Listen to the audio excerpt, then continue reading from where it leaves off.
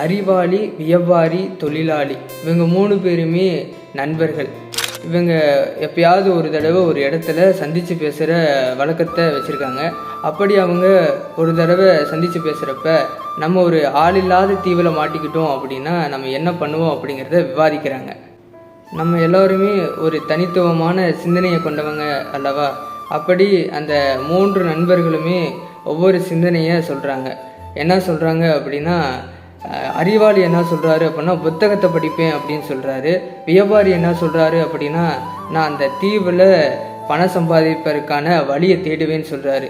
அதுவே தொழிலாளி இவங்க 2 பேர்த்துக்குமே மாற்றாக ஒரு சிந்தனையை சொல்கிறாரு. என்ன சொல்கிறாரு அப்படின்னா நம்ம தப்பிச்சு போகிறதுக்கான படகை தயார் பண்ணுவேன் அப்படின்னு சொல்கிறாரு. ஆள் இல்லாத தீவில் நம்ம மாட்டிக்கிட்டோம் அப்படின்னா நமக்கு உயிர் பிழைக்கிறது தான் முக்கியம். அந்த இடத்துல நம்ம உட்காந்து புத்தகம் படிக்கிறதுனாலேயோ அந்த தீவில் சம்பாதிக்கக்கூடிய பணத்தாலேயோ நமக்கு எந்த பயனும் இல்லை.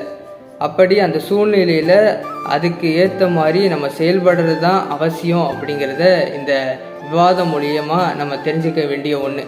இந்த இடத்துல சரியாக செயல்பட்ட அந்த சிந்தனையை கொண்டவங்க யார் அப்படிங்கிறத இந்த 3 பேர்த்தில் நீங்கள் சரியாக சொல்லுங்கள். நன்றி.